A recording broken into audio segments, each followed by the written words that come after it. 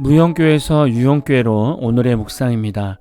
오늘은 마태복음 24장 23절에서 28절까지 말씀을 묵상하겠습니다.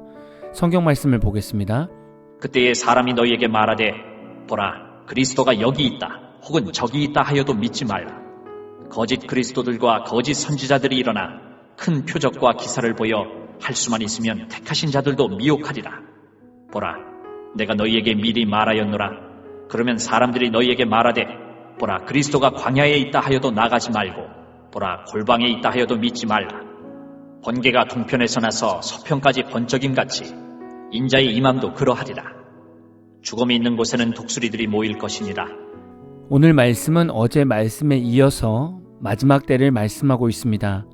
마지막 때가 되면 사람들이 보라 그리스도가 여기 있다 혹은 저기 있다 하는 소문을 일으킨다는 겁니다. 그리고 심지어는 거짓 그리스도들과 거짓 선지자들이 일어나 큰 표적과 기사를 보여줌으로써 할 수만 있으면 하나님께서 택하신 성도들도 미혹한다는 것입니다. 불신자들은 기독교에 관심이 없습니다. 그러나 조금이라도 종교적 희귀함이 있으면 호기심을 가질 수 있습니다. 하지만 기존 기독교인들은 웬만한 거짓 그리스도들과 거짓 선지자들은 분별할 것입니다. 그런데 기존 기독교인들도 미혹하게 만드는 것은 거짓 그리스도들과 거짓 선지자들이 큰 표적과 기사를 보여주는 것입니다. 생각해 보십시오. 일반적인 교회에서 병든 자들이 낫는 것입니다. 손만 얹으면 치유된다는 생각을 해보십시오.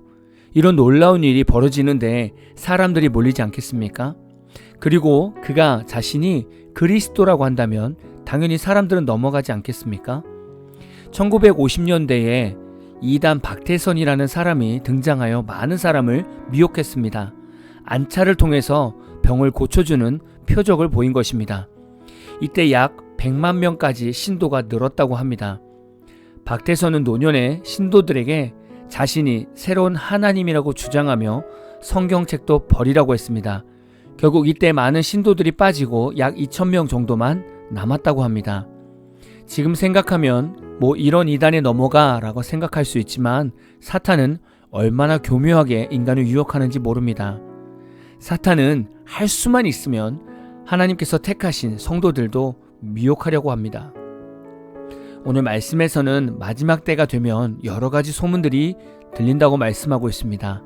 보라 그리스도가 광야에 있다, 보라 골방에 있다 라고 소문이 들린다는 것입니다. 이런 사상은 당시 유대인들의 일반적인 관념이었습니다. 당시 사람들은 광야에서 그리스도를 찾을 것이라는 생각이 있었습니다. 그래서 미혹자들은 광야에 임하였다는 그럴듯한 말로써 사람들을 미혹할 것이라고 말씀하고 있는 겁니다. 또한 골방을 말하고 있습니다. 당시 골방은 물건을 저장하는 창고나 외부의 시선으로부터 차단된 밀실 등을 의미합니다. 이런 골방은 집집마다 있습니다. 많은 곳에서 자신의 골방에만 그리스도가 임했다고 소문이 난다는 것입니다. 엄청난 혼란과 미혹이 될 것입니다. 마지막 때를 달려가면서 우리는 다시금 점검해야 합니다. 우리가 보는 성경에서 광야는 상당히 많은 의미를 가지고 있습니다. 하나님을 만나는 장소이며 하나님이 먹이시는 장소이며 하나님의 말씀이 들리는 곳이며 예수님께서 사탄을 이기신 곳입니다. 이런 거룩한 곳에 거짓 그리스도가 세워진다고 생각해 보십시오.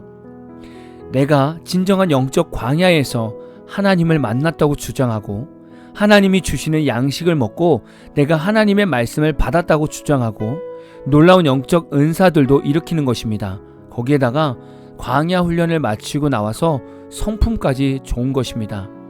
이런 사람이 교회에 서 있다고 생각해 보십시오. 누가 봐도 주님을 보는 듯한 마음이 들지 않겠습니까? 또한 예수님께서 기도를 가르쳐 주실 때 외식하는 자는 광장에서 기도를 했지만 하나님과 깊은 교제를 하려면 골방으로 들어가라고 말씀하셨습니다. 골방은 하나님과 긴밀하게 기도하는 곳이며 교제하는 곳입니다. 골방은 다른 사람들과 차단된 곳이기도 합니다. 이곳에 거짓 그리스도가 임하면 어떻게 될까요? 외부와 생각이 차단이 되고 폐쇄적이며 자신들만이 구원을 받는 자라고 생각하지 않겠습니까? 골방이 지금 시대로 생각한다면 교회가 될 수 있습니다. 교회에 거짓 그리스도나 거짓 선지자들이 세워지면 어떻게 되겠습니까? 우리 교회 목사님만 진정한 목사님이야. 우리 교회에만 능력이 나타나. 그래서 우리 교회에서만 구원을 얻을 수 있어. 우리 교회에서만 하나님의 임재가 있어. 라는 폐쇄적이면서 다른 교회를 정죄하는 공동체가 되지 않겠습니까? 만약에 시대가 지나면서 우리 교회에만 구원이 있다라는 말이 들리면 그곳은 미혹된 곳이라고 보시면 됩니다. 혹 여러분이 그 교회에 서 있다면 얼른 나오십시오. 그곳은 이미 미혹된 장소입니다. 우리가 있는 교회는 오직 예수님만 드러나야 되고 이 예수님은 어떠한 인간으로도 다시 재림하시지 않습니다. 말씀대로 구름을 타고 이 땅에 임하시죠. 또한 임하시는 모습은 27절처럼 번개가 동편에서 나서 서편까지 번쩍임같이 인자의 임함도 그러하다고 예수님께서 말씀하셨습니다. 그럼 예수님을 믿는 성도는 어떻게 준비하고 어떻게 살아가야 할까요? 우리는 말씀만 붙잡고 말씀과 성령 안에서 살아가야 합니다. 지난번에 같이 묵상했던 것처럼 하나님을 사랑하고 이웃을 사랑하며 사는 것입니다.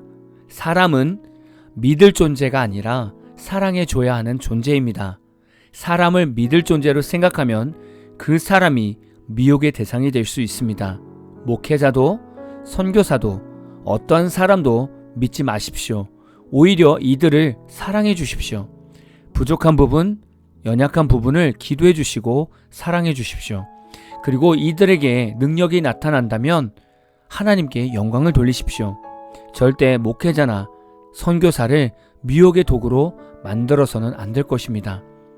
마지막 때 예수님의 재림에 들림받는 성도는 예수님을 나의 구주로 영접하고 예수님과 날마다 말씀과 기도로 동행하는 자가 들림받는 것입니다. 다른 것에 신경 쓰지 마시고요. 이 땅에서 최선을 다하며 사시되 모든 일을 주를 위해 하나님의 영광을 위해 하시면 됩니다. 예수님의 재림은 두려워해야 할 일이 아니라 신부가 신랑을 기다리듯이 기쁨으로 기다리면 됩니다. 오늘도 깨어있는 신부로서 하루를 멋지게 승리하시기를 진심으로 축복합니다. 오늘 마무리 찬양은 부흥 한국의 한라에서 백두까지라는 찬양입니다. 찬양 후에는 잔잔한 연주곡이 있습니다. 말씀을 생각하면서 기도하는 시간을 가져보십시오.